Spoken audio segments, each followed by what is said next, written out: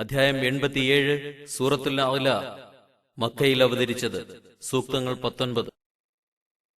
ബിസ്മില്ലാഹിർ റഹ്മാനിർ റഹീം. പരമകാരുണികനും കരുണാനിധിയുമായ അല്ലാഹുവിന്റെ നാമത്തിൽ. സബ്ബിഹിസ്മ റബ്ബികൽ അഅ്ലാ അല്ലദീ ഖലഖ ഫസവ്വാ വല്ലദീ ഖദ്ദറ ഫഹദാ വല്ലദീ അഖ്റജൽ മർആ ഫജഅലഹു ഗുസാഅൻ അഹ്വാ. നബിയെ, സൃഷ്ടിച്ച് ശരിപ്പെടുത്തിയവനും വ്യവസ്ഥകൾ നിശ്ചയിച്ചു മാർഗദർശനം നൽകിയവനും സസ്യങ്ങൾ മുളപ്പിച്ചവനും എന്നിട്ടതിനെ ഇരുണ്ട ചാരനിറമുള്ള ചവറാക്കി തീർത്തവനുമായ താങ്കളുടെ അത്യുന്നതനായ റബ്ബിന്റെ പരിശുദ്ധിയെ പ്രകീർത്തിച്ചുകൊള്ളുക. സനുഖരിഉക ഫലാ തൻസാ. താങ്കൾക്ക് നാം ഓതിത്തരും, അപ്പോൾ താങ്കൾ മറക്കുകയില്ല. ഇല്ലാ മാ ശാഅ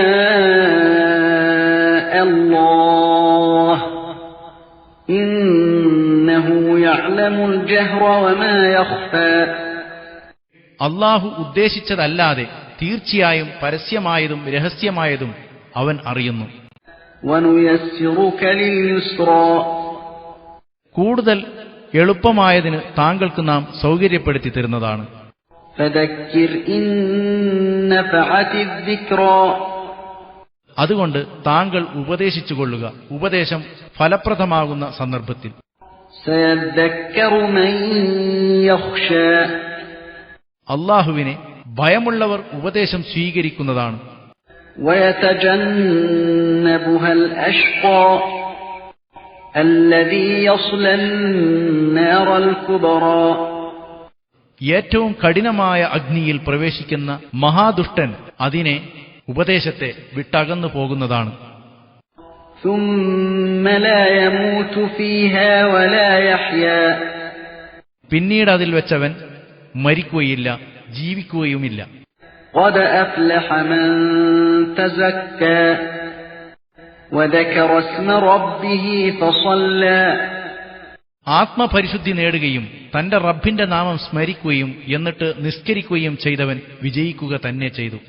بل تؤثرون الحياة الدنيا. പക്ഷേ നിങ്ങൾ ഐഹിക ജീവിതത്തിന് പ്രാധാന്യം നൽകുന്നു. والآخرة خير وأبقى.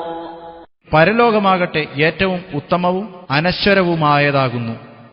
إن هذا لفي الصحف الأولى صحف إبراهيم وموسى.